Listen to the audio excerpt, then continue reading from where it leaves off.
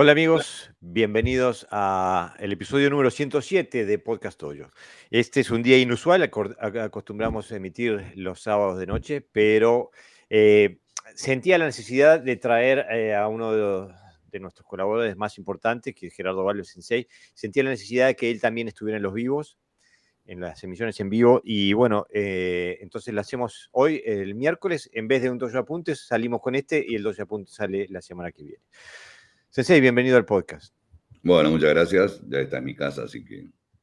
Exactamente, exactamente. Pero igual, bienvenido a tu casa. Ok.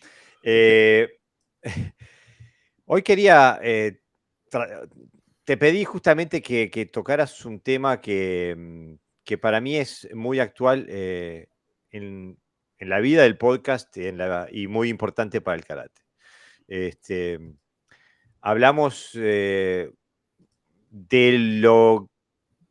del desarrollo histórico del karate hasta dónde hemos llegado, ¿no? Y bueno, y la ortodoxia versus la heterodoxia, ¿no? Entonces, bueno, quería que te tires el agua y que nos pongas más o menos, nos pintes el mapa, ¿no? Yo pienso que la palabra heterodoxia y ortodoxia en el karate está invertida. Está Mm, invertida. Pero bueno, eso también depende de que hace 30, 40 años atrás, cuando no existía la mediatez que existe hoy, em, los patrones de trabajo dentro del karate eran más o menos parecidos y estaban dictados desde Japón. La gente no viajaba mucho, por lo tanto, los que viajaban se maravillaban de que lo que estaban haciendo era lo mismo que se practicaba en el resto del mundo, y los maestros que venían magnificaban la obra. Pero bueno, eso también es justamente por esa carencia de información rápida. La gente viajaba a Japón, poca gente viajaba a Okinawa. Entonces, la ortodoxia fue ganando terreno desde fines de los 50 y hasta que empieza la diáspora de los viajes y empezar a ver otras realidades. Acá parece que hablar de heterodoxia es hablar de herejía, ¿no? O sea, este, lamentablemente es muy difícil separar cuando se habla de estos dos términos lo concerniente a la iglesia y el dogmatismo. No quiero hablar de la iglesia, no me interesa para nada. Simplemente que quiero hacer la comparativa, porque aparentemente todo lo que se va de los cánones establecidos es una heterodoxia, es decir, está mal. O por lo menos no sigue lo convencional. Y en el karate sucede exactamente lo mismo. En el karate sucede exactamente lo mismo. Si vos estás, que no estás fuera del karate, estás fuera de los cánones establecidos desde Japón en un periodo determinado, cuando la carencia de información era mucha, pero no ahora. Si esto lo viéramos por 1860, año más, año menos, sería al revés. La ortodoxia sería los cánones que marcaba Okinawa, que eran diversos, variados y dependían de cada maestro.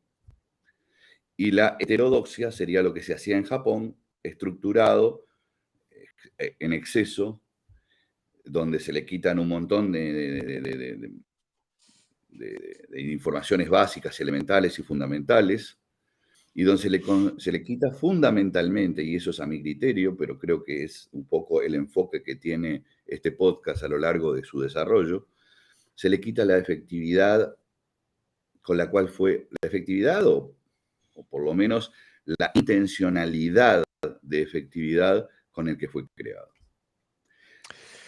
Pero volvemos, Sí. perdóname, volvemos a otra vez ahora, ¿no? O sea, dejamos atrás 1860, al cual volveremos, y digo 1860 por poner una fecha del siglo XIX, ¿no? Mm. Pero no porque tenga algo que ver específicamente, ni porque sea un año que marque nada.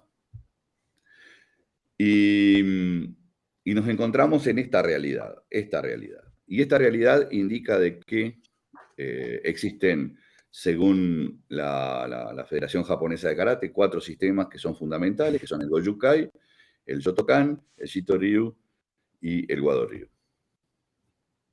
Y aquel que se aparta de esos elementos consustanciados ya como patrones de práctica, entonces entraría en la heterodoxia.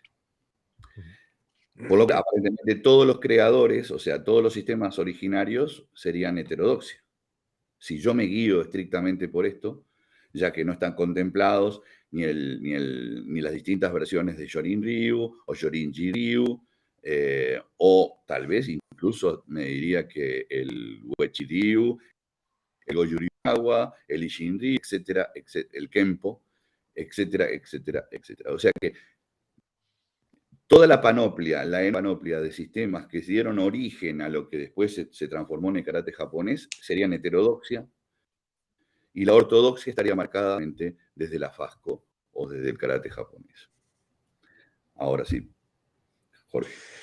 No, quería justamente acotar a dos cosas que decías, que está claro que este podcast busca desarrollar información en una dirección y ser un faro de información hacia un karate que no pierda su funcionalidad.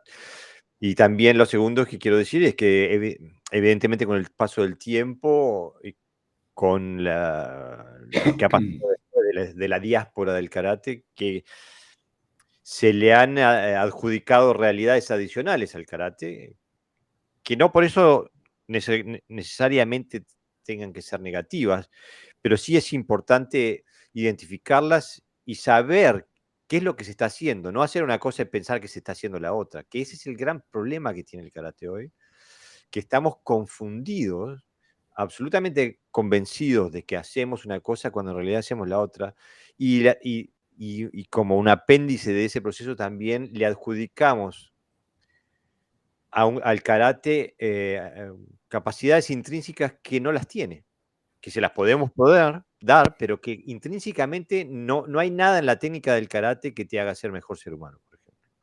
No. Bueno, lo que pasa es que acá también volvemos otra vez, se han mezclado los tantos, o sea, se han ido elaborando discursos, acomodándolos a distintas situaciones. Cuando hacía referencia a lo que se le ha quitado al karate, también tengo que agregar de que como algo se le ha quitado, algo se le tiene que poner, porque si no, como que generamos vacíos.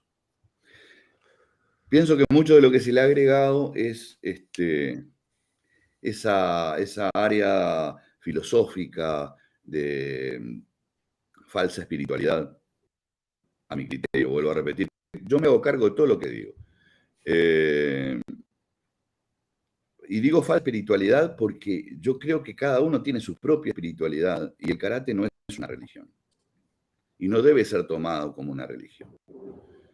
Que lo quiera hacer, que lo haga, digo, está dentro de sus potestades, pero no porque realmente el karate tenga las condicionantes. Yo no creo en el karate, practico karate, entreno karate y creo en lo que voy haciendo yo, pero no creo en la palabra karate. La palabra karate no me dice nada. Lo que está dentro es lo que me dice a mí.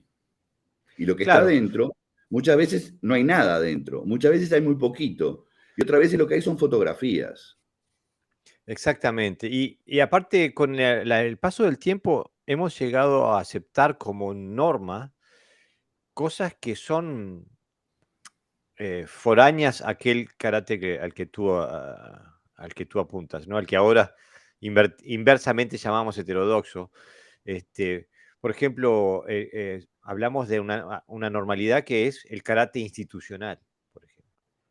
Cuando el karate siempre fue personal. Absolutamente. Absolutamente. Incluso cuando acá se ha hecho referencia incluso al Kenkyukai, no se habla de una institución como tal. Se habla de darle el nombre a un club. Era muy común en Japón denominar club, ¿no? Es decir, no sé si tiene el mismo concepto que tienen los clubes en Occidente. La verdad que nunca me preocupé de averiguarlo.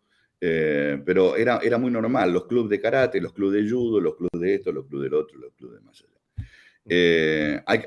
También hay que asociar otra cosa, que en Okinawa el concepto de dojo no tiene nada que ver con el concepto de dojo que tiene en Japón. Por lo tanto, en Okinawa los dojos como tales no existían. Existían los parques, existían los jardines, existían los fondos de tu casa, y luego existía, porque cuando llovía la gente quería seguir practicando, un ala de la casa del maestro, generalmente, donde había el espacio suficiente para que unos pocos, muy pocos, pudieran practicar. Pero bueno,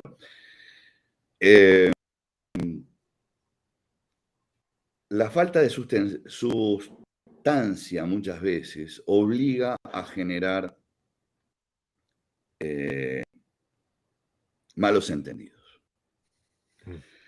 Sobre todo cuando se le toca algo, la sensibilidad a la persona y se siente atacada.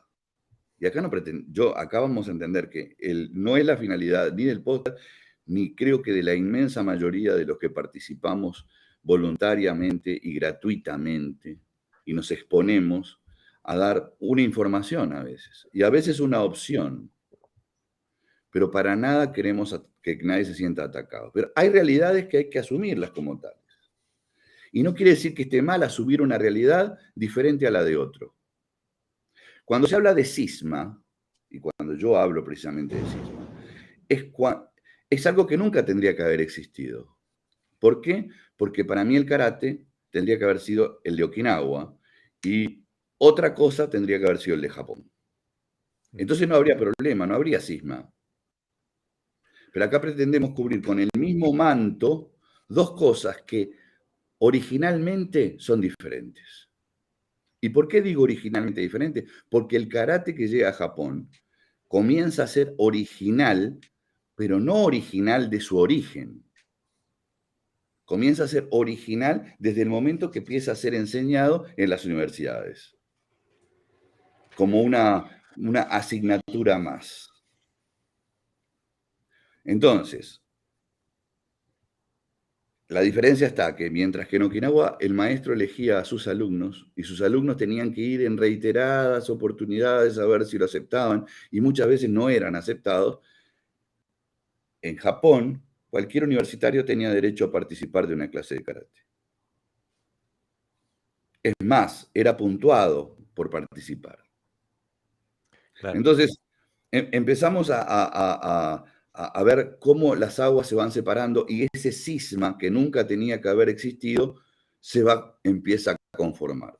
Pero ojo, que no tiene trascendencia porque no hay elementos mediáticos que lo promulguen. Entonces, no pasa nada. ¿Cuándo empieza a pasar? Cuando los pocos que practicábamos karate okinawense empezamos a querer tener inserción en las distintas organizaciones que dirigen a los países y decimos karate okinawense, ¿qué es eso? ¿Cómo que es eso? Ah, no, pero no existe eso. Eso es un vendehumo, un mentiroso. Karate de Okinawa, ¿qué es eso el karate de Okinawa? Eso se murió. Entonces ahí empieza a generarse este cisma, esta ruptura. Cuando empezamos a imponer, decir, no, esto no es así. Capaz que yo no tengo la verdad, pero vos tampoco la tenés. Y cuando se empieza a analizar y a evolucionar en la historia y a hacer una descomposición de los elementos que conforman el karate moderno, de lo que era el karate en sus orígenes, ahí empezamos a ver las diferencias. Y ahí empezamos a ver cómo elementos que para mí son totalmente naturales y normales, en el karate japonés no son practicados. Vamos a hacer un paréntesis porque la gente nos escribe y nos saluda. José Navarro Parra Sensei dice buenas tardes, porque aquí es de tarde en Europa. Sí. Alegría de verlos en directo. Grande, Javier José. Meneses Sensei dice buen día, Jorge y Gerardo. ¿Viste? Sí, acostumbra estar acá. Javier Meneses Sensei dice buen día, Jorge y Gerardo Sensei. Atento al podcast, un abrazo. René Cavieles dice buenas tardes, saludos a todos desde Asturias, España. Miguel Ángel Flores Soto dice saludos desde Chile, estimados senseis, abrazos. Daniel Alvarado Sensei dice, qué grata sorpresa, esté en vivo, saludos. Roberto González Aramburu dice, hola, saludos desde Perú. Y Nico Can dice, buenos días amigos, saludos, estamos presentes. Bueno, pero estamos en las 4 direcciones del compás, ¿eh? ¿Sí? Estamos por todos. Bienvenidos al podcast, muchas gracias por estar aquí y seguir este podcast.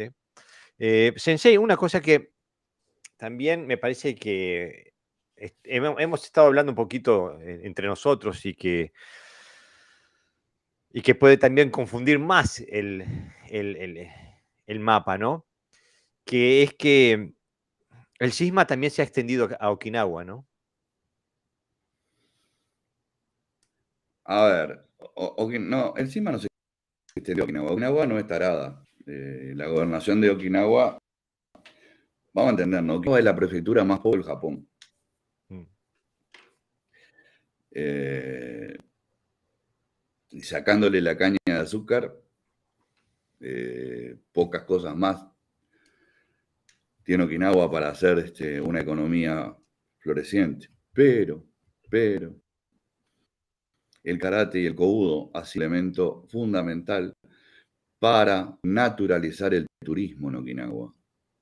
Un turismo que es creciente y que evoluciona y que no es solamente por el karate y el kobudo, eso también hay que establecerlo. O sea, Okinawa es muy bella, todas las islas que conforman el archipiélago de Ryukyu tienen una belleza exponencial, ¿no? Y eso ha traído mucho turismo de China, de Corea, y bueno, luego viene el turismo occidental. Pero el karate y el kobudo se convierten en atractivos fundamentales. Entonces, obviamente, para hacerlo un poquito más coherente, porque, a ver, a los occidentales nos gustan las estructuras. ¿Por qué? Porque venimos de un karate estructurado. Venimos de un karate que tenía mucho de preparación física, de calentamiento, o sea, luego teníamos Quijón, luego teníamos, o sea, el trabajo en pareja, podía ser kumite o podía ser las distintas variantes del Quijón kumite. Luego teníamos el kata, luego teníamos el saludo, luego teníamos nos vamos. El karate de Okinawa no era así, no es así, no funcionaba así. Ahora se está convirtiendo en eso. Era un karate más de mayor amplitud, de mayor libertad. Dentro del mismo lugar se armaban grupos pequeñitos de 1, 2 o 3 practicantes y desarrollaban una técnica, un kata, una forma, y después en otro lado otra, y así iban evolucionando. Y luego sí se podía hacer kata en todo el grupo, donde el maestro principal era el que daba las correcciones y la información, pero básicamente los maestros satélite, vamos a decir, que funcionaban dentro del dojo, iban incorporando sus propias visiones y sus propias experiencias en distintos grupos. Entonces, todos recibían mucha información, no una única información angulada, sino muchas informaciones a las cuales uno tenía acceso. Y eso me chocó a mí cuando fui por primera vez, o sea que supongo que le chocaba a todo el mundo. O sea, era como que no, ¿para dónde voy? Y decir, ¿qué hago acá parado yo? Hasta que alguien venía, te agarraba y te decía, ¿usted sabe hacer Pinan Shodan? Yo decía, pero yo soy pelotudo, tengo 20 años de karate, ¿cómo? Pero decía, más o menos. Ah, entonces venga que yo le enseño Pinan Shodan. Y con esa buena voluntad y esa armonía y esa humildad, no solamente te enseñaban Pinan Shodan, te enseñaban por qué hacían Pinan Shodan.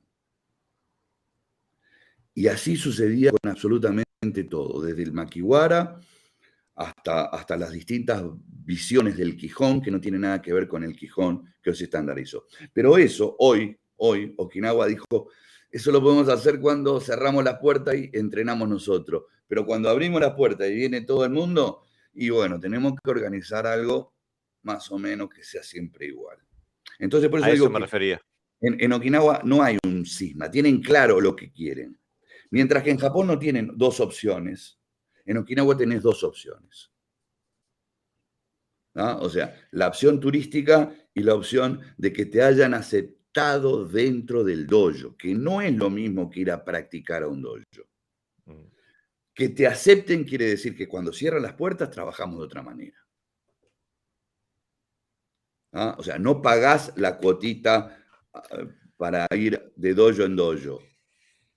No sé si queda No. claro, porque capaz que Sí, a eso me refería. Eso es lo que estaba buscando, que justamente es que la metodología que nosotros podamos encontrar si vamos de karate turístico no va a ser muy diferente de la que podemos encontrar en cualquier otro lado, a no ser que uno vaya, sea Bueno, vas a aceptado encontrar desde un dojo, matices, ¿no? sí vas a encontrar matices y vas a ver, no es que sea tampoco, a ver, que vayas a un dojo de Wei Chi Ryu porque haya mucha gente de otros países te enseñen cosas diferentes, simplemente que no profundizan en cosas, ¿ah? Y las tienen un poquito más elaboradas para que sean más digeribles a la gente.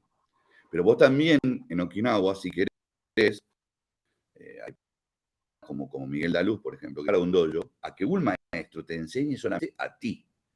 Y entonces no te va a enseñar como cuando vienen 30 alemanes. Y digo alemanes por decir un nombre, digo, puede ser argentino, uruguayo o peruano, digo. No te va a enseñar igual. Porque el concepto de corrección, mira, a mí me pasa. Es decir, yo estoy feliz cuando tengo 2 o 3 alumnos, 2 o 3, porque los corrijo y los corrijo y los corrijo, y yo me corrijo y me corrijo y me corrijo, porque me veo reflejado en ellos. Pero cuando tenés 70 personas adelante, ¿cómo corregís? Invito a la audiencia a que vea el video de un entrenamiento que pusiste hace poquito, donde justamente Sí, tenés una clase 3 normal, ¿eh? alumnos. Mirá que no era Sí. una clase. No, no, pero justamente para que se vea este tipo de metodología, que era la norma antes. Antes no había más alumnos que eso. ¿No? Este tipo de metodología de entrenamiento. Yo tengo Este, 4 alumnos acá en Canadá. mm, mm. Tengo 4 alumnos. Y soy el tipo más feliz de la Tierra. Nunca fui tan feliz. Nos escribe Luis Olivera, dice: hola, saludos desde Uruguay. Saludos, compatriota. Sebastián Montes dice: buen día, Jorge Gerardo, saludos desde Argentina. Saludos. Carlos Medina dice: saludos desde Tamuco, Chile. Muchos saludos. Y Jorge Flores dice: saludos de Mendoza, muy interesante. También Roberto González Aramburu dice que pienso que capaz que puede dar para que lo elabores tú un poquito más, Sensei. Dice: yo pienso que independientemente de los estilos o el país de origen de las distintas formas de practicar el Karate Do, lo importante es superar las carencias y deficiencias metodológicas acerca de las formas de enseñar y evaluar el karate, que son presentan de igual manera para todos, que son presentadas de igual manera para todos, me parece que decir. Bueno, Ahí ya en la forma de formular, creo que ya se plantean algunas diferencias conceptuales, ¿no? claro, a ver, la única manera de superar las carencias es determinar cuáles son las carencias. Si todos hacemos lo mismo, lo único que diferenciamos es quién lo hace mejor o quién lo hace peor, pero no si hay carencias en lo que estamos haciendo de forma estructural. Y para eso, justamente, el sistema grupal es muy complejo para superar carencias. Salvo que tengas un sensei que después que termina la clase se dirija a ti personalmente y te diga, mira, tenés que trabajar más en esto, esto y esto. Y a fulano le diga lo mismo. Entonces ahí se suplen las carencias personales. Bueno, no sé si en muchos lugares se hace eso, capaz que se hacen, yo que sé, yo estoy tan despegado de toda esa época que no recuerdo si conmigo lo hacían. Eh, Porque justamente en la diversificación de la enseñanza es donde se disimulan las carencias. ¿Ah? O sea que para dictaminar que existe una carencia en tal o cual persona, hay que fijarse directamente en la persona. Justamente, porque si no es imposible ver carencias del individuo, se trabajarán con carencias eh, grupales como mucho, ¿no? Pero Ahora, yo quiero perdóname, hacer una aclaración, sí. porque tú, Sensei, desde que empezó el podcast, en ningún momento has hablado del Karate Do. No, no, para mí no, no, no, no. Y el Sensei que manda este comentario habla justamente del Karate Do. Y No. creo que ahí hay una diferencia conceptual de base, ¿no? Sí, sí, Ya sí, sí. de fundamento. ¿Por qué no hablas de Karate Do? Yo creo que ya lo puse acá, ¿no? Es decir, para mí existen tres claras divisiones, que podrían ser hasta cuatro, pero vamos a hablar de tres. Para mí existe el karate do y el sport karate. Y dentro de eso existe una gama, vamos a decir, unas subdivisiones. Pero hablemos de las tres grandes corrientes. Lamentablemente, hoy el 50% o más del 50% tiene mucho de su entrenamiento basado en el sport karate. Supongamos que es el 50%. Donde se incluye a gente que nunca va a competir, donde se incluye a gente que nunca le va a ganar a nadie, pero tiene que entrenar como entrena el grupo. Y el grupo está orientado hacia el sport karate. Y eso que me lo discuta quien quiera discutírmelo, porque he tenido la suerte de viajar bastante y de recorrer bastante y de ver bastante. Entonces, yo me equivoco como el que más y no soy dueño de la verdad como nadie lo es. Pero de cualquier manera, lo que se ve, a ver, no se puede contraponer a nada, es lo que hay. Después existe el karate do, que es un karate un poquito más romántico, ¿no? Es el karate... Es el karate que pretendió y entró con fuerza en su primer momento a Japón, donde el do era parte, o sea, para que sea reconocido como arte marcial japonés, el do tenía que incluirse, o sea, era un requisito de la Botokukai. O sea, si no tenía do, y no era nada. Entonces, se genera esa expresión de do. Porque que se hayan cambiado los kanji allá por 1900 y se pasara de mano de Tang o mano china a mano vacía, no tenía do todavía. Y los que me digan que en 1936 se le puso el nombre Karate Do están totalmente equivocados.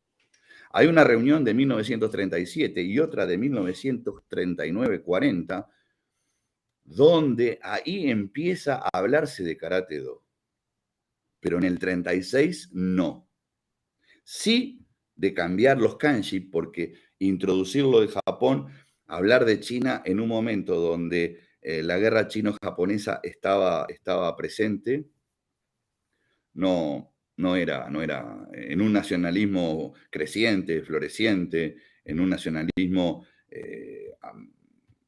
absoluto, militarista, es decir, no se podía hablar de otra cosa que no fuera Japón. Pero que se le agregara el do es bastante posterior. En Okinawa algunos maestros adoptaron el karate do, pero no muchos. Incluso hoy por hoy la gente habla de karate, no habla de karate do. Yo no sé si por costumbre o porque realmente racionalizó que karate do no es okinawense.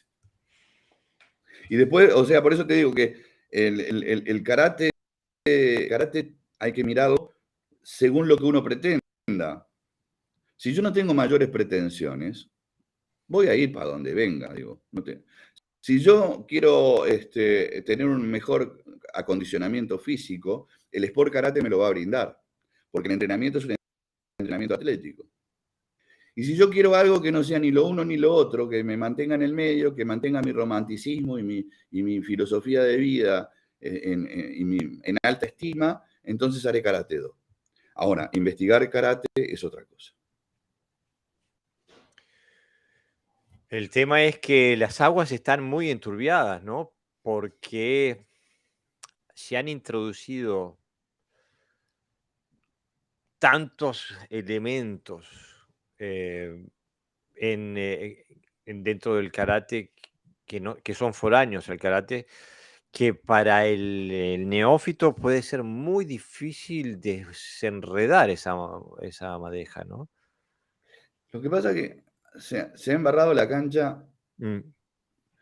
porque siempre hay gente que quiere tener, porque hay un tema económico, porque es un negocio también, y porque hay gente que quiere tener hegemonía y dominio. Entonces agrega cosas que no tienen nada que ver con el karate. Es más, agrega cosas que ya están dentro del karate. Entonces, pero le ponen un aire diferente y entonces parece que están haciendo otra cosa cuando realmente están haciendo lo mismo, pero mal. Y, y eso es realmente que hay que tener mucho cuidado. Cada uno puede hacer lo que quiera. Miren, vuelvo a repetir, acá lo único que yo estoy haciendo y que creo que la pretensión del podcast siempre es dejar las cosas claras. Después cada uno que haga lo que quiera, que está bien, y aplaudimos a rabiar lo que hagan. ¿eh? Si quieren hacer lo que quieran, pero no confundan a sus alumnos. O sea, si ustedes quieren vivir confundidos o no, es un problema del instructor. Pero el instructor tiene la obligación de ser honesto. Y lo que no saben no lo pueden intentar. Creo que la dificultad más grande es ser honesto consigo mismo, ¿no? Porque hemos tenido, hemos vivido grandes dificultades al intentar apuntar a la característica básica del karate, que es su funcionalidad real. Perdóname, una cosita Sí. con relación a esto, porque después se me va a pasar, viste que los años no vienen solos. Hablar de la funcionalidad del karate es un eufemismo, es una cosa que no tendría ni que hablarse. Como decir, hablar de la defensa personal en el karate, no tendría que hablarse. El karate es pura defensa personal y pura funcionalidad. O sea, Justamente. el karate. O sea, no, ¿cómo vamos a hablar de funcionalidad? Es como decir, a ver, vamos a hacer, yo voy a ser un profesor de historia funcional. No sé, o un químico funcional, un astronauta funcional. No entiendo esa diversificación. O sea, sí la entiendo porque hay que hacer aclaraciones. No la entiendo porque no habría que aclarar nada. Claro, es como decir, voy a hacer un auto que pueda andar. Ahí está. ¿Y para qué Ahí vas a está. hacer un auto si no puede andar? Claro, pero hay gente que le gusta sentarse en el auto, prender el estéreo, el aire acondicionado, hace y parece que va a la ruta. Exactamente. Entonces, funcionalidad en el karate tendría que ser desde el momento que pisaste el dojo. Tendría que ser funcional. Justamente, a eso vamos, ¿no? Pero es que hay, porque se deriva de lo que vos decís, Sensei, de que hay un montón de prácticas que han venido posteriormente en la historia del karate, en el desarrollo del karate, que nos alejan de esa funcionalidad, ¿no? O sea, si yo pongo a entrenar a alguien en una metodología para que pueda salir campeón en un campeonato y pueda tener un score, hacer puntaje según el reglamento de competición, esa metodología no es la metodología eh, que te lleva a un karate funcional, a un karate de la defensa personal, a un karate de contundencia. Es como un boxeador. Un boxeador no golpea al aire para crear contundencia, le golpea a la bolsa de arena, ¿no? O a otro boxeador. Pero en el karate tenemos ese problema que cada vez hay una distancia más grande entre el karate funcional y lo que se practica y se cree que va a llevar a un karate funcional. Yo pienso que, claro, lo que pasa es que esto es un error que se viene trayendo desde el principio. Lamentablemente tenemos que invocar a Itosu Sensei. Mm. Él quiso hacer algo tan lindo para que entrara en la escuela, que lo hizo demasiado lindo. Y el karate no es lindo. El karate no es lindo, no está hecho para ser lindo, está hecho para ser efectivo. Entonces, Itosu, como ya lo hemos hablado millones de veces, como está en todos los libros, le sacó aquellas cosas que pudieran ser perjudiciales, ya que en su primer momento el karate ingresa a la escuela primaria. Estamos hablando de niños. Entonces, había que meter una pedagogía y obviamente que había cosas que había que sacarlas. Y entonces se crean katas que fueran visualmente, que mostraran una actividad defensiva, pero que no es solo llevar a ser ofensivo. O Que los sea, niños no se mataran entre ellos. que no se... Ahí está, exactamente. Y después, pero lo que pasa es que después no se hizo una diferenciación con el karate que pasaba a los niveles secundarios y terciarios. Se siguió con el mismo karate de chupete.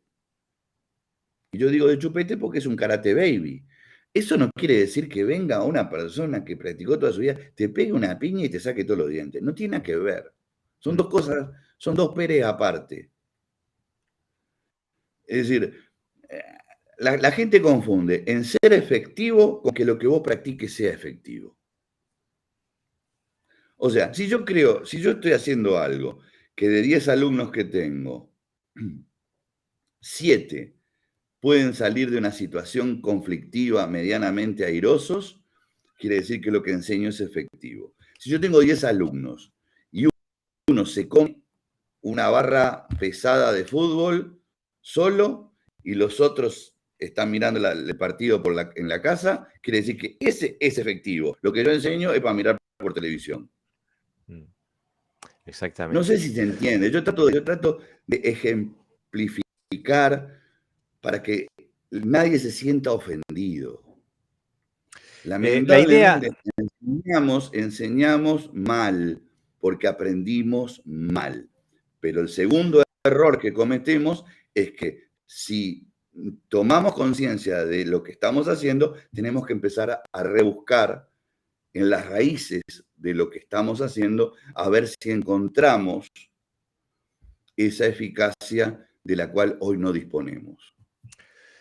Mira, Sensei, estoy completamente de acuerdo y es importante repetirlo otra vez. No estamos faltando el respeto a nadie, no queremos atacar a nadie. Lo que sí tenemos derecho a una posición o una opinión y marcamos Obviamente. a dónde nos parece que apunta el compás. Puede estar de acuerdo o no, no le estamos faltando el respeto a los viejos maestros ni a los de la generación pasada ni nada. Es que creemos que hay un fallo metodológico y de estilo y de dirección y que sigue perpetuando ese fallo y por eso decimos lo que decimos. La Y por eso audiencia que nos existe un escribe, cisma. claro, exactamente. La audiencia nos escribe, dice, Julio Ariel Lucero, dice, buenos días, un saludo gigante de Jujuy, Argentina. El tema se plantea muchísimo hoy. Dice, el mejor ejemplo que escuché de mi vida sobre el karate funcional. Javier Meneses Sensei escribe, por eso es una redundancia hablar del karate funcional. Exactamente. Es una redundancia que lamentablemente es necesaria, es porque no se puede hablar de karate tradicional. Porque No se puede hablar. no dice nada. Ya no quiere decir nada. Daniel Soria viene con un punto que sería quizás importante expandir un poquito. Dice, siempre recuerdo las palabras de mi maestro Benito Giga. El do es esencia en karate. Do significa camino, no primero, y marca una gran diferencia en cuanto al criterio de práctica y vida. Daniel, un abrazo grande. Sí, ahí va. Los maestros Jintatsu y por supuesto sus hijos Benito y Oscar, en principio eran alumnos de la escuela Matsudayashi de Nagamine Yoshin Sensei. Y Nagamine Yoshin Sensei era un hombre del Zen. O sea, no era solamente un hombre de karate, sino que era un hombre, un gran exponente de karate, pero era un hombre que también dividía su vida en una manera, no sé si religiosa, pero por lo menos muy influenciada por el Zen. Y por lo tanto, el do tiene un sentido diferente a aquel que se le dio en Japón. Y es cierto lo que dice Daniel. Por esa ascendencia que viene del Matsudayashi, el do, en el nombre karate do, tiene una influencia diferente, una concepción diferente. Pero es porque también, a ver, ¿cómo separás al maestro de su historia? ¿Cómo separás al maestro de su vida? Tu Es que maestro, acá también y si tu maestro es judío, estamos, va a leer el Talmud. Y si claro. tu maestro es árabe, va a leer Corán. O aunque no sea religioso, pero va a tener una influencia que viene de por ahí. Entonces, Mm, yo pienso que hay que también tener un poquito de cuidado entre el continente y el contenido. mm. Cuando se habla de lo que te contiene, estás hablando de algo de la cáscara. El tema es lo que está adentro. Y lo que está adentro no tiene nada que ver con filosofía. El individuo en su andar, el individuo, y al hablar de individuo hablo del practicante, es el que le pone la profundidad filosófica o no. Pero eso no tiene nada que ver con lo estrictamente relacionado con el Bugey, con el arte marcial. Es mi Y, opinión. y aquí encontramos otro de los problemas que, que dificulta la comunicación en gran manera, y la discusión y el debate y el intercambio de ideas, porque usamos el nombre karate. Y es evidente ya en esta línea de ideas que nos manda la audiencia, los distintos sensei que comentan, que entienden cosas distintas cuando dicen, escriben o piensan en la palabra karate, se visualizan cosas distintas. Sí, sí, Y totalmente de esto nos acuerdo. da un enorme problema a la hora de definir lo que estamos haciendo y de dónde provenimos y a dónde tenemos que ir. Porque es como decir, bueno, un gato rojo, y cada uno piensa en su gato rojo. Y es diferente del otro. O sea, es tan difícil porque hoy el karate ha pasado, ha pasado por muchas diásporas y cada vez que ha hecho ese salto se ha transformado ya. Y entonces, como vos decías, incluso de la propia Okinawa, cuando a manos de Nagamine Sensei, que es un histórico del karate, que ha Por supuesto. tenido, pero que él, por su inclinación personal, le interesaba mucho el karate como vía de estudio zen o como vía de desarrollo o de exploración zen, ¿no? Sí, sí, esto aparte no es una cosa que diga yo, eso es algo que es voz populi, lo sabe todo el mundo, Mm. ¿no? Y Claro, las pero se dice, fotografías y los videos, él tenía una profunda ascendencia zen. claro, Es más, pero dentro del Matsubarayashi se hace meditación zen. claro, pero no se dice karate zen, se dice karate o karate do. Bueno, a ver, eso sería una gran expresión. Karate Mm, zen, por ejemplo, sería una opción más. Sería una mm, opción más. Yo veo mejor karate zen que karate do, por ejemplo. Porque el do ese como está agarrado de judo y de aikido y de kendo y de kyudo y mm, menos el sumo, todo lo demás tiene do. mm. ¿Ah? Entonces, como está agarrado de eso, yo digo que no contextualiza realmente el sentido con el cual se crea el ti, o se fundamenta el karate. Claro. Y hay otra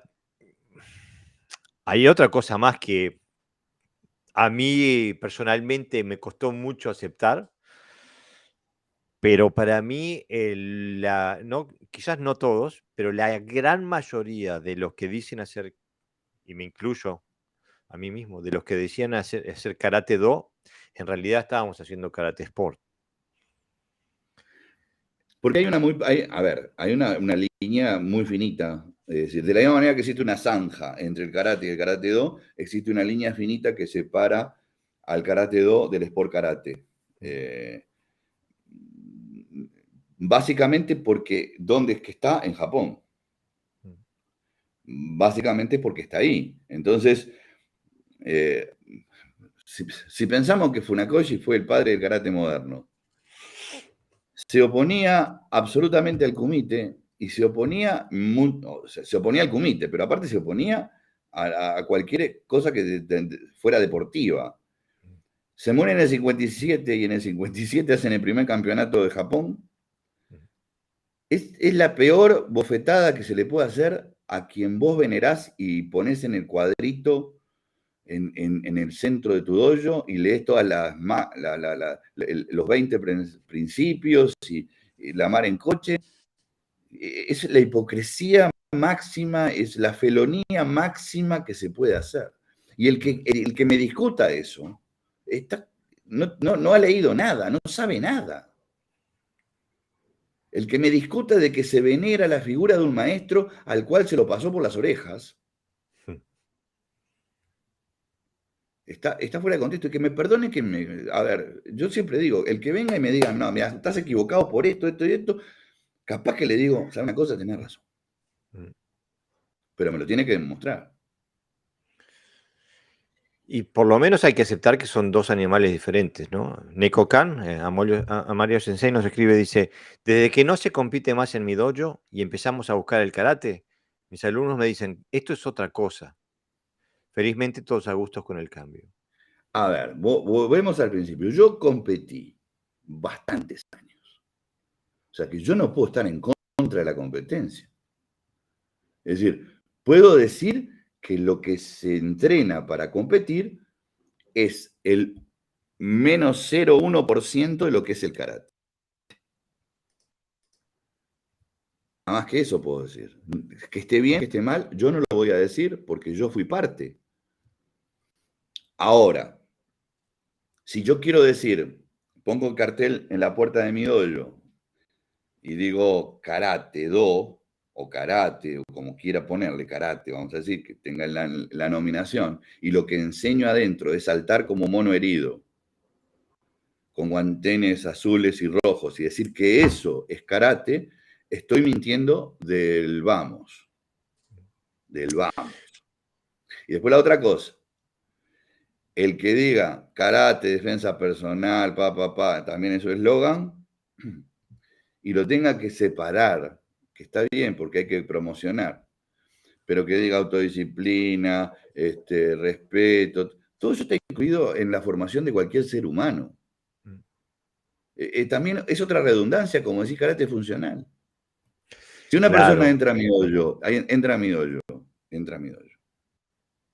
o en el parque donde doy clase los martes, y escupe el suelo y... Filmalo, por favor, si llega a pasar. ¿Qué tengo que hacer? Entonces, una persona ordenadamente me pide permiso, me dice, puedo participar, muchas gracias. O sea que, a ver, la temática del buen relacionamiento no es inherente al karate, es inherente a la vida. O sea, cuando tenemos que hacer esas diferenciaciones para aclarar qué es lo que estoy enseñando, es porque algo no está funcionando bien. Justamente, y se dan los casos. Bueno, para mí es una declaración de bajar los brazos, de rendirse y de total incomprensión del karate cuando hay que salir del karate para estudiar defensa personal. Cuando un karateca va a hacer otra cosa, Koshin, Renjutsu, lo que sea, para aprender a defenderse, quiere decir que del karate no sabe nada. Pero claro. Pero lo que pasa es que, bueno, hay que vender y la gente tiene que vivir, y yo lo entiendo, son diferentes. Estamos hablando del karate profundo, estamos tratando de identificar por qué existe una grieta o por qué visualizamos los bien una grieta. Porque el nuevo no ve ninguna grieta, ni siquiera entiende dónde está parado. Entonces, pero para los viejos, para mí, personalmente, que me considero un viejo, la grieta es enorme entre lo que yo aprendí y lo que yo enseño y lo que veo. Es enorme la grieta, es enorme, porque yo no concibo enseñar desde el primer día, como en el último, algo que no sea funcional. Y la derrota nuestra es tener que decirlo. Mira, no sé qué problema está pasando con los comentarios, porque me llegan comentarios, pero hay uno que escribe Javier Meneses Sensei desde Chile, que no aparece acá, pero lo veo en Facebook, así que lo quiero leer porque tiene una pregunta que puede ser interesante. Dice, en este sentido, los que vienen desde el Karate Do, al buscar la funcionalidad y la ruptura estética en dirección de la defensa personal están siendo heterodoxos, y los que se apegan al karate okinawense y siguen buscando la eficiencia antes de algún tipo de estética, competencia y estructura no lógica, entonces están siendo ortodoxos del karate, ¿no? ¿Podría ser? ¿Qué creen ustedes? Me parece que es lo que Exactamente, decías es lo tú que al yo dije. principio, ¿no? Exactamente, tendría que ser al revés. O sea, los ortodoxos tendrían que ser los que se apegan al karate en su origen, en su objetivo primario, que era salvaguardar la vida. Mm. Y los heterodoxos son los que hacen el karate de salón, de 4 paredes. Que esa es la realidad. Es el karate de 4 paredes. Es el karate donde, mirá que te voy a atacar en la cabeza. Ok, ¿defiendo con ageuke o me corro para el costado? Bueno, fíjate cómo voy de rápido. Digo, a pesar de que sea un irónico lo que estoy diciendo y que me perdonen si soy demasiado irónico, pero esa es la realidad. Así nos enseñaron. Nos enseñaron a ponernos en Senkutsudachi y yo te ataco y vos defendés y después yo contraataco. No nos enseñaron a ser naturales, a expresar. Si alguien te quiere pegar en la cabeza, ¿qué haces? ¿Verdad? Es instintivo. Ahora, ¿cómo reaccione después? Eso hay que practicarlo.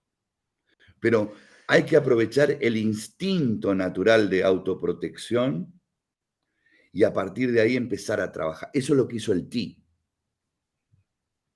El Ti originalmente era aprovechar nuestra humana animalidad instintiva, esto estoy inventando ahora, este, para salir de una situación y sobrevivir. Los animales sobreviven, los seres humanos parece que ya no somos animales y somos animales, depredadores absolutos. Hemos perdido eso. De la misma manera que el karate perdió eso, el ser humano también perdió eso. Porque el karate fue creado en función del ser humano, no.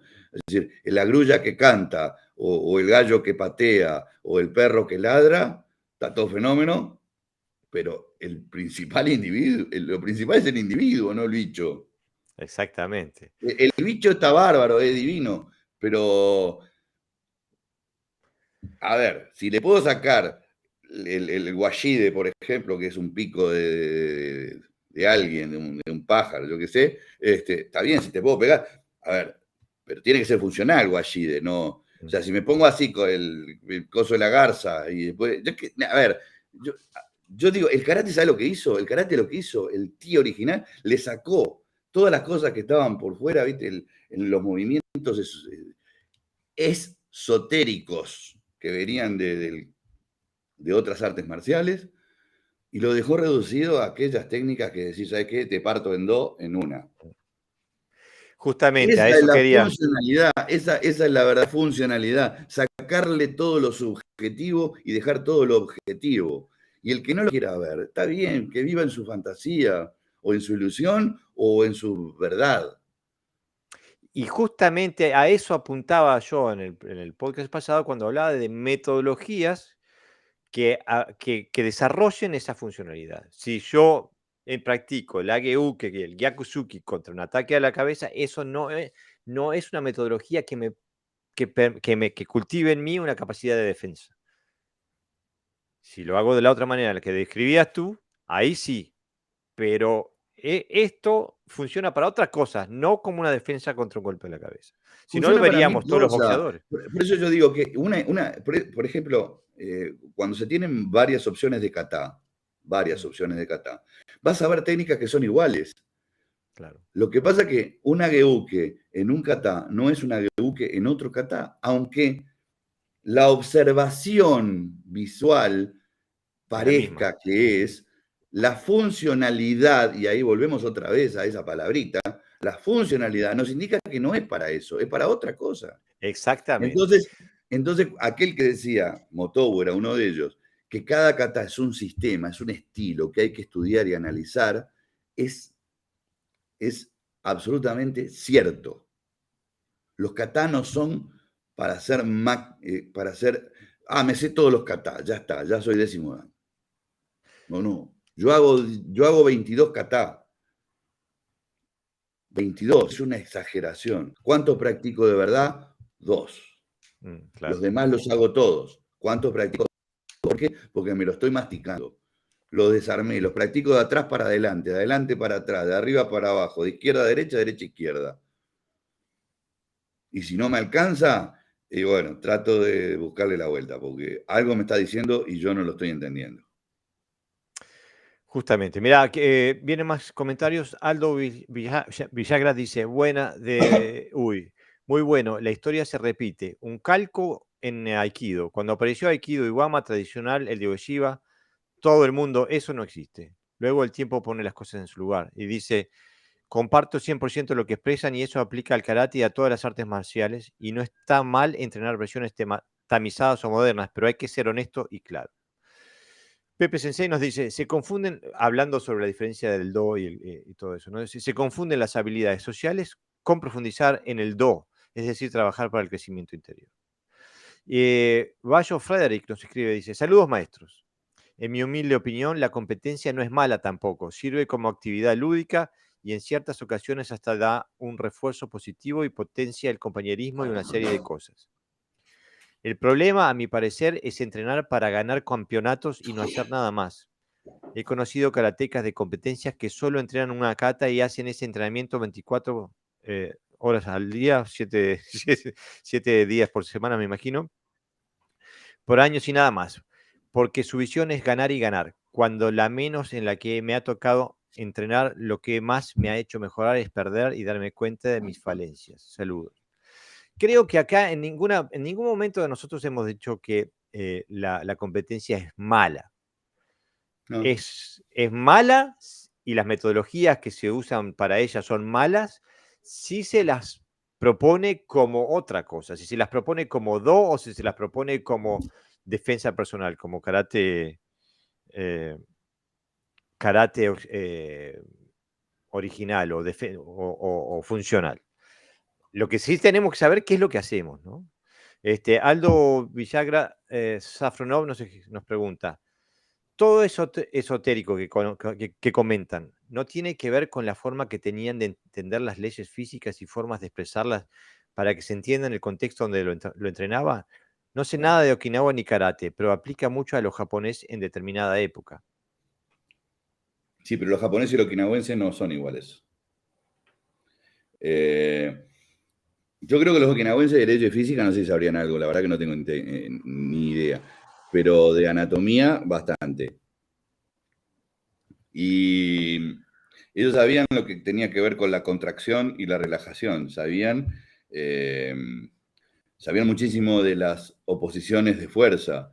El tegumi es un trabajo, un arte de Okinawa, donde la oposición de fuerzas era muy estudiada. El kakie, por ejemplo, la habilidad de sentir al contrario y de saber cómo trancarse, cómo relajarse dependiendo de la acción, o sea, ser un espejo de la acción del otro, también, o sea, de leyes físicas no tengo idea si sabían o no, nunca conversé con nadie al respecto, ni lo leí en ningún lado tampoco. Y Seguro, los pero hay un japoneses sí matiz. son diferentes. Hay un matiz que me gustaría comentar, porque es una argumentación que encuentro a menudo cuando se discute sobre el karate funcional. Y es que más allá de si los maestros de antaño describían el mundo y la realidad desde los conocimientos que eran actuales en su sociedad, eso no lo hace valedero. O sea, a lo que me refiero es esto, que hace 500 años atrás la gran mayoría del mundo occidental pensaba que la Tierra era chata, no era redonda. Hoy también La, algunos lo piensan. hoy también, exactamente. Y ni Así ayer, que ni si 500... hablamos de eso 500 años después y hablamos de karate, que algunos creen que lo que están haciendo es Por bárbaro, eso, pero el punto que quiero resaltar es que la Tierra era redonda hace 500 años atrás y hoy también sigue siendo redonda.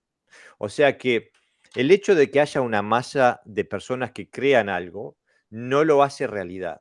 Y la gran diferencia, mejor dicho, la gran ventaja que tiene el karate, en aquel momento, no hoy, pero en aquel momento, era que en aquel momento era empírico.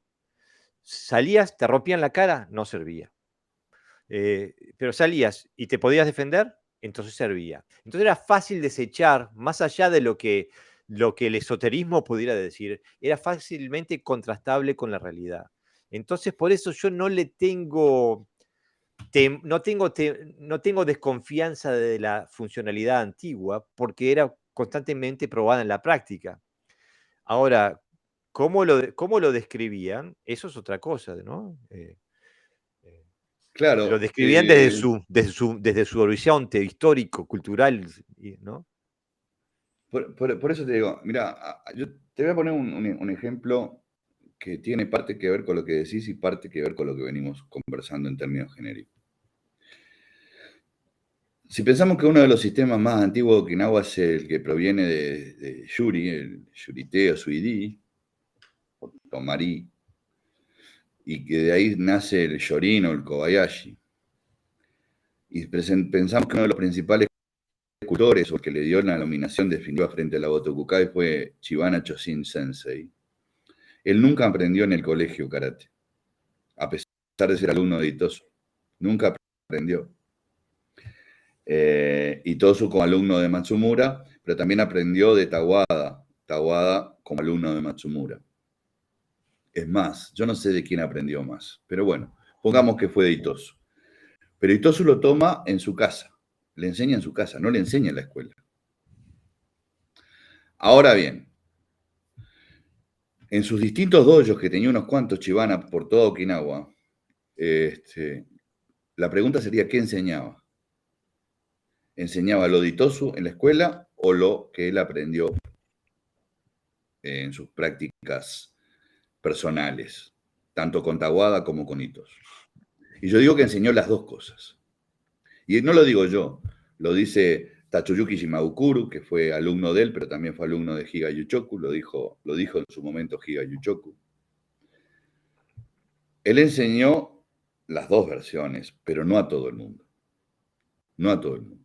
Entonces hoy yo veo de repente al Yorin, del cual yo soy un cultor, por lo menos en mi sistema madre, y aparte me encanta. Pero si lo veo como un practicante crítico, que lo soy, veo que hay un lado técnico. Veo que hay mucha potencialidad, pero poca naturalidad. Muy poca naturalidad. Veo una cosa que trajo elementos de aquella escolaridad de Itosu y a su vez una forma de Quijón muy parecida a la que expone la JK. Entonces el Yorin está perdiendo su esencia. ¿Pero por qué la está perdiendo? Por una sencilla razón. Los maestros antes no eran tontos. Y decían, ok, yo te enseño esto y te dejo a ver hasta dónde llegas. Si te veo cualidades, te saco de ese grupo y entonces entras en otro grupo. Si veo que vos te sentís muy cómodo con esto que te enseñé al principio, no tenés más ansiedad de profundizar en nada, ok, está bien, también te dejo. Entonces, ¿qué pasa? Veo que existe un desbalance, y estoy hablando del Yorin porque es el que yo medianamente conozco. Nos encontramos con que existe un Yorin que uno lo ve y lo encuentra, no sé si inoperante sería la palabra, pero mucho, mucho más contraído que relajado, mucho menos efectivo que lo que se tendría que suponer de una persona que era muy efectiva, porque Chibana era una persona muy efectiva. Y después veo otro Yorin que tiene soltura, que tiene versatilidad, que no es atávico, que tiene un Quijón for export y un Quijón para adentro. Y entonces ahí es donde la gente que hace Yorin tendría que replantearse de dónde saca la fuerza, de dónde, y por eso es una crítica al Yorin, hoy, ahora, en este preciso momento, una crítica constructiva al Yorin. No puedo hablar del Goju, no puedo hablar del Wechi, no puedo hablar del Jin, no puedo hablar de... No los conozco de vista, son compañeros. Del Yorin, lo que me encuentro es que también existe un cisma entre el Yorin de Yuri, de donde se formaban los guardaespaldas del rey, donde se formaban a lo que se hace ahora, que no le veo dónde está la efectividad. Ya, como te digo, de 10, si 7 son efectivos, entonces el sistema es efectivo. Yo creo que la efectividad está en este caso, en el Yorin, es directamente proporcional al individuo y no al sistema. Y eso me preocupa mucho porque es mi sistema. Entonces, si en un estilo hay un cisma, ¿cuánto más hay en el karate en general? Y un estilo original. Y en un estilo original. Por eso es que yo me pongo el sayo y digo, mea culpa, porque también enseñé de esa manera. Hasta que vi cómo era, que no tenía nada que ver con la que nos habían enseñado. Porque es lamentable, pero es así. Los maestros en Occidente se guardaban mucho que sus alumnos viajaran y conocieran otra cosa. Y cuando la conocías, y lo he dicho y no tengo por qué negarlo, cuando llegabas y le contabas, pero Sensei, ¿sabe qué vi? No, allá es allá y acá es acá. Entonces, Justamente. nos mintieron a exprofeso. Eso duele. Dice, Claro, ¿por qué te porque... fuiste de tal o cual maestro? Perdona porque todo tiene que ver. ¿Por qué te fuiste de tal o cual maestro? Bueno, me fui de tal maestro porque no congeniamos desde un punto de vista comercial. ¿Y por qué te fuiste del otro? Y porque me defraudó. Son dejar de ser lo que fueron en mi vida, no, es imposible. Y les estaré agradecido eternamente. Pero hay un punto donde vos también te convertís en maestro y tenés que tener la suficiente capacidad de separar las aguas, separar lo afectivo y decir, bueno, mi búsqueda está intacta y yo tengo que seguir con ella. Y esto no me va a llevar a encontrar lo que busco. Entonces, existen cismas en el karate, dentro de un estilo y dentro de una escuela. Por eso es tan difícil.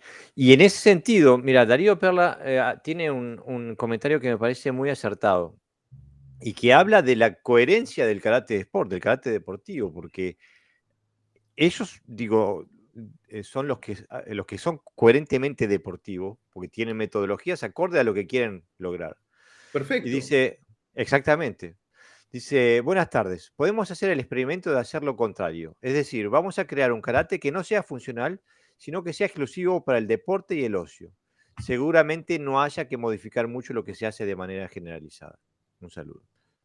Justamente, a eso completamente de acuerdo. Porque está hecho con esa función en mente. Lo que pasa es que nosotros no creemos que estamos entrenando para llegar a otra función. Y no es esa la realidad.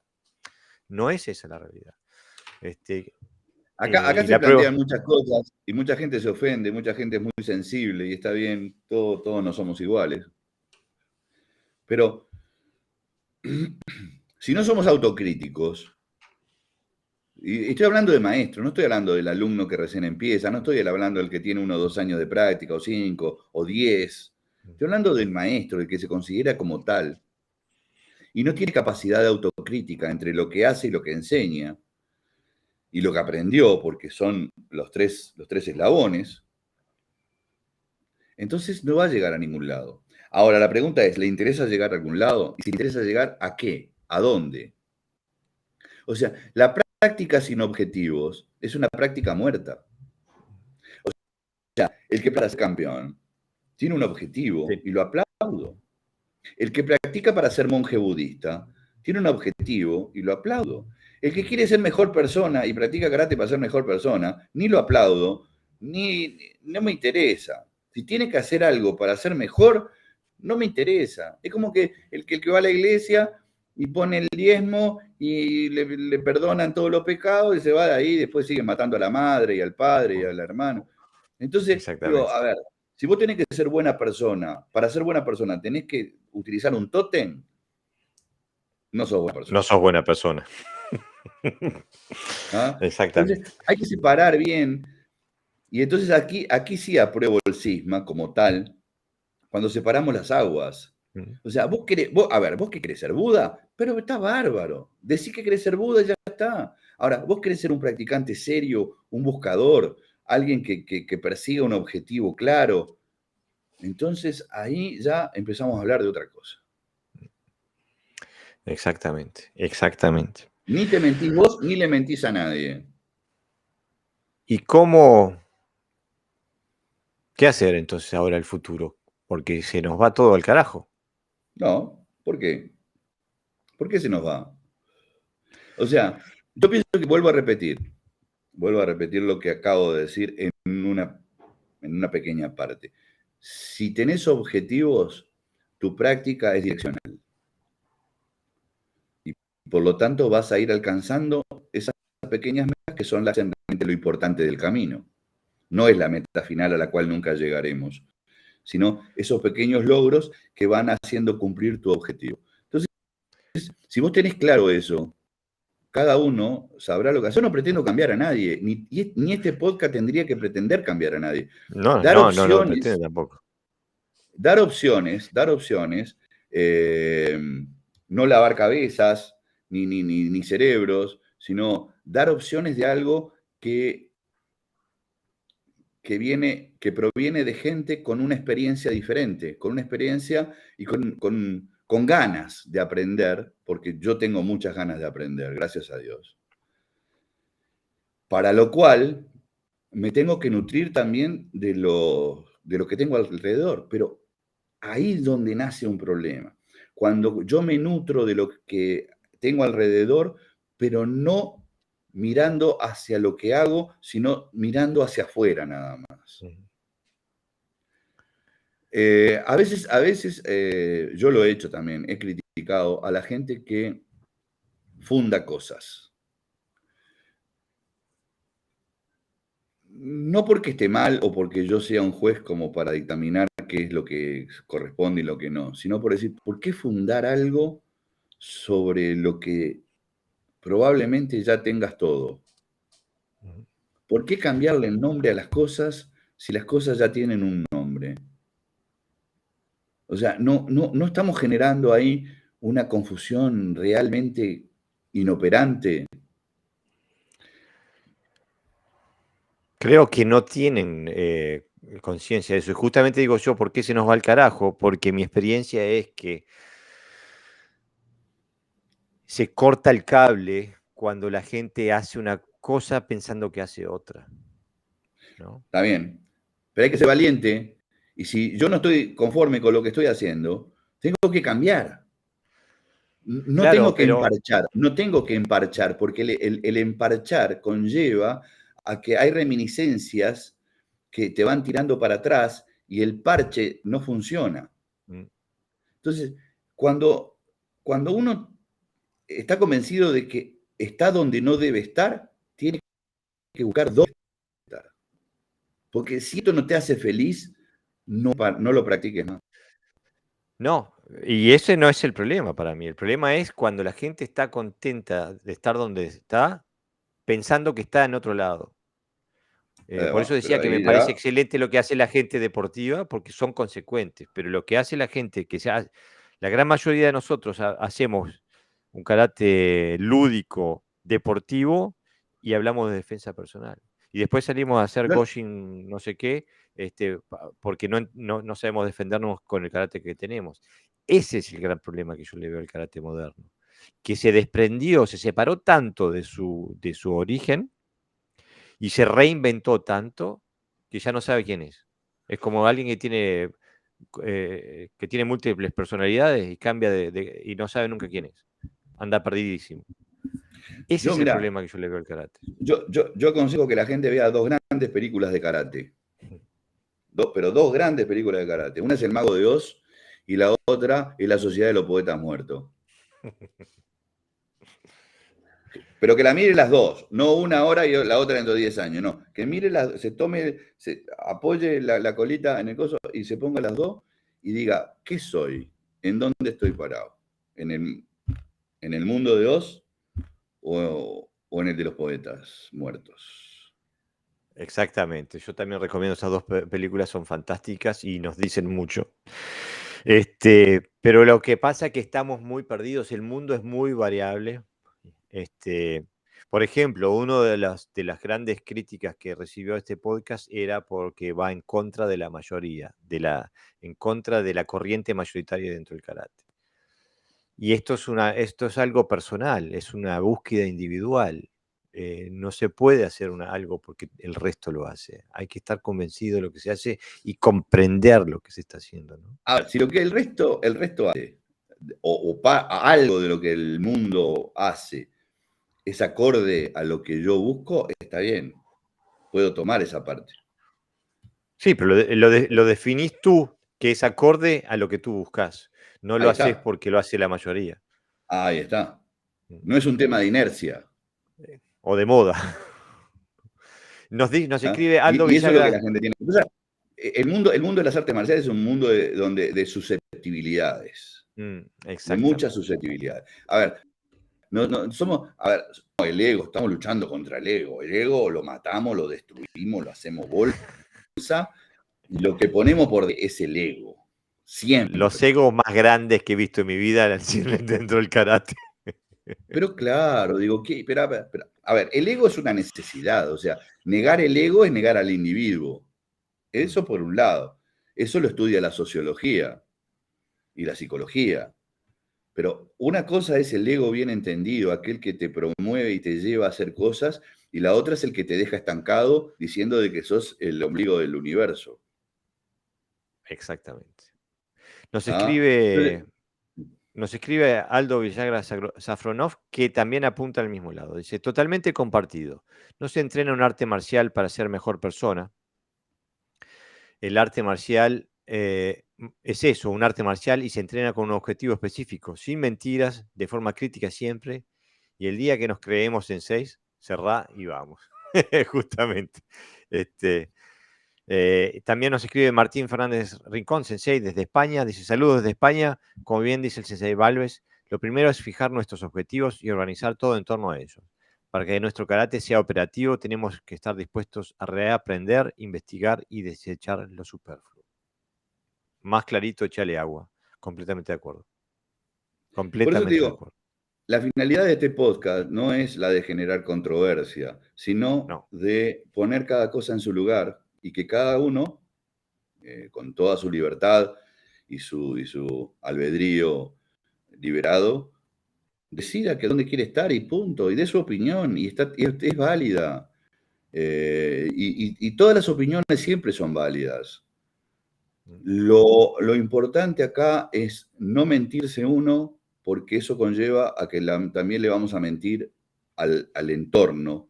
mm, ¿Y dónde está la peligrosidad?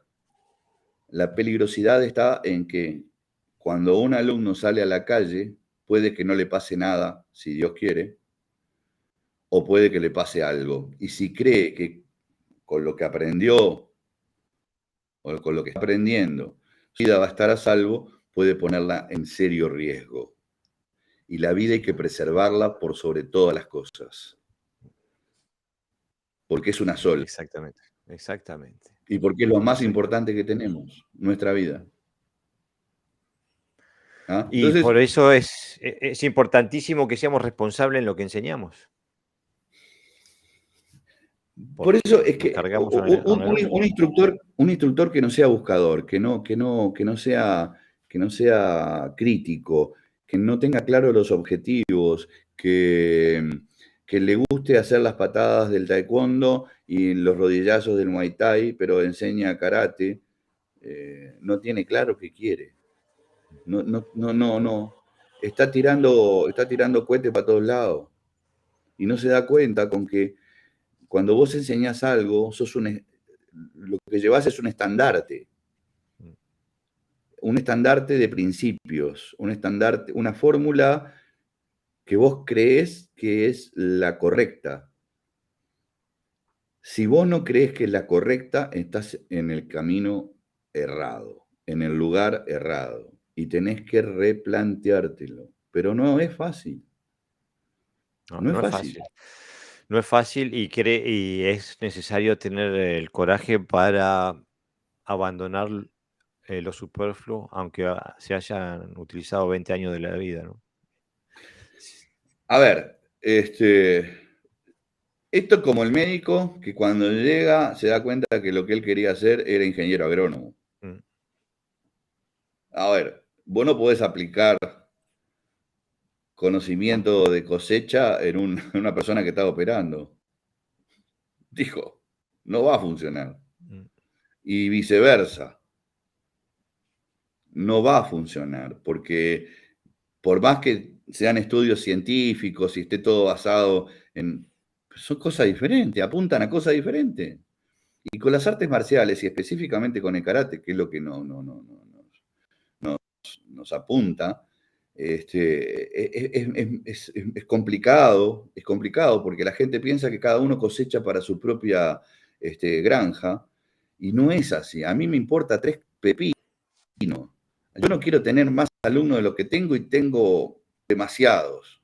mm, ¿Ah? Porque esa es la realidad. Digo, ahora en noviembre voy a ir a un gazuku donde hay más de 100 personas y yo ya me estoy preguntando cómo voy a hacer para corregirlos mm, o para brindarles algo que les quede a todos.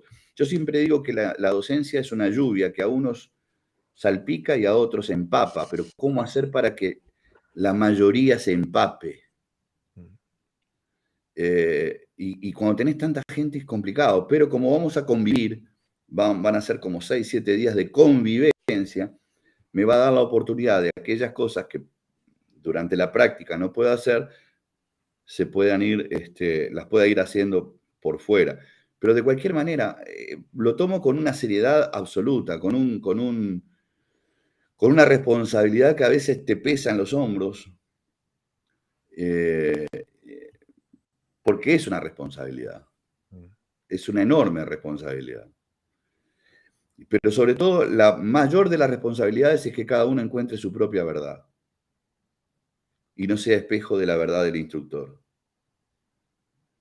¿Ah? Ese es el otro problema que genera el cisma. Hay organizaciones que pretenden que todos sean iguales, porque ahí está, porque es militarista. Y en militarista todos tienen que dar el paso a la misma vez. Eso es lo que hace la armonía para quienes piensan en eso. Mientras yo creo que el karate no es armónico, es inarmónico. Mm. No tiene que tener. La armonía la pongo yo. La sintonía la pongo yo. Pero para El eso karate me es, nutro. ¿Cómo? ¿Perdón? el karate es una herramienta, al fin y al cabo. El karate son todas las herramientas. Por Después eso vos te vas a digo, utilizar las que necesites según el momento. exactamente. O sea que el karate es la ciencia de la defensa.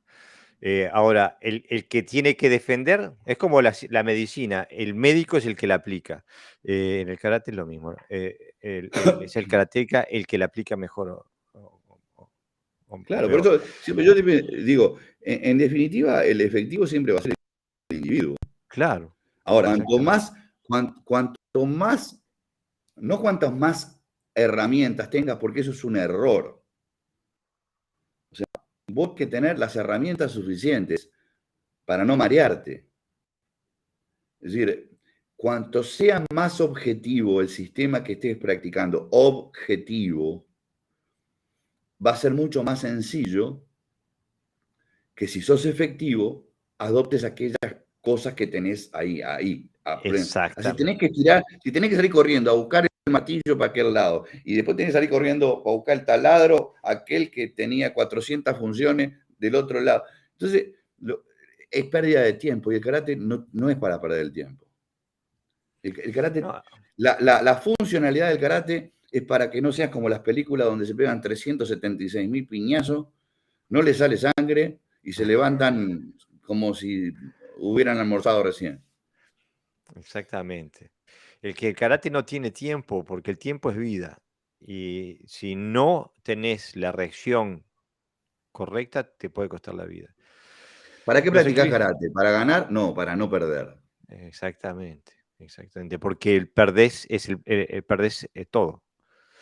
Nos escribe José Pepe Sensei, nos escribe, dice, el problema es que cuando uno se da cuenta, no solo depende de él, sino del entorno donde se ha movido toda la vida. Los intereses económicos, el prestigio, etcétera, han ocupado el primer lugar en su camino y hay que ser muy valiente para cambiar y decirle a los alumnos, hacemos otra cosa. Sí, Yo ese, lo he hecho, sí, yo lo he hecho y se han quedado alumnos en el camino. sí, yo también he perdido mucho, pero bueno, pero duermo tranquilo, ¿no? Pero ahí va, Hay que dormir. digo, yo, y hablo del yo y parece que fuera el rey del yo. Eh, yo digo que, y le digo a todo el que lo quiere escuchar, a todos mis alumnos, lo saben, la tienen que decir, yo hago karate para mí, primero, hago karate para mí. Y en el camino aparecen ustedes. O se suben al ómnibus o se quedan. Pero lo único sigue. El ómnibus sigue, porque es mi ómnibus, lo manejo yo. Me encanta esa analogía, me encanta esa analogía. Pero es que no, Eh, no puede ser de otra manera, porque si yo hago karate para vos, ¿qué estoy haciendo yo? Exactamente. No puede ser de ¿Qué otra manera, es soy? imposible.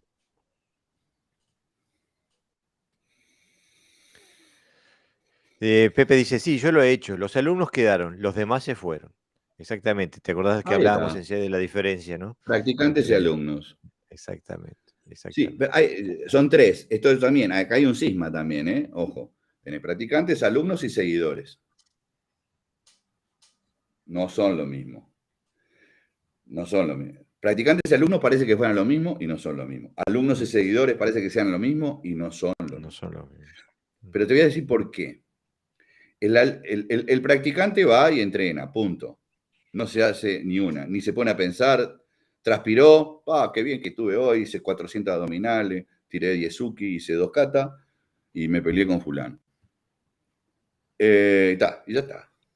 El alumno estudia y se mira al espejo y se corrige y, y escucha las correcciones. El seguidor entendió, nada más que eso, entendió. mm, Justamente. Martín Fernández Rincón Sensei nos dice, en el deporte existe el tiempo, en las artes marciales solo el instante. Cita del maestro Zen Taizen de Shimaru. Sí, está bien. Justamente. Muy bien, Sí, sí. muy bien. Eso es del libro Zen y Artes Marciales de Shimaru Taizen. Mm. Bueno, Sensei, ya vamos por la hora y media. Creo que fue un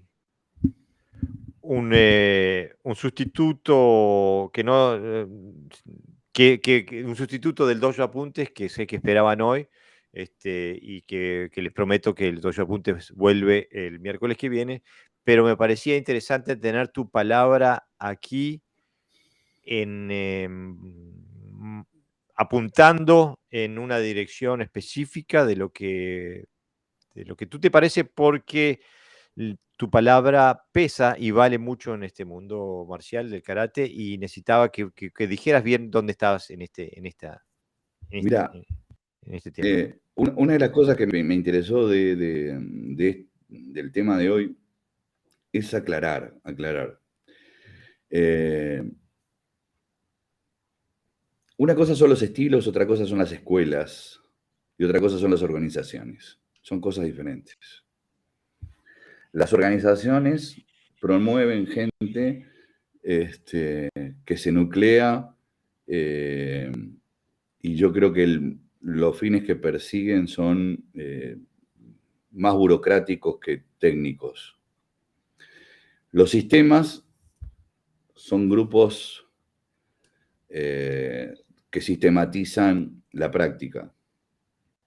Las escuelas son las que interpretan y por lo tanto llevan adelante la profundización técnica. Y hay que tener muy claro que esas tres cosas funcionan de diferente manera.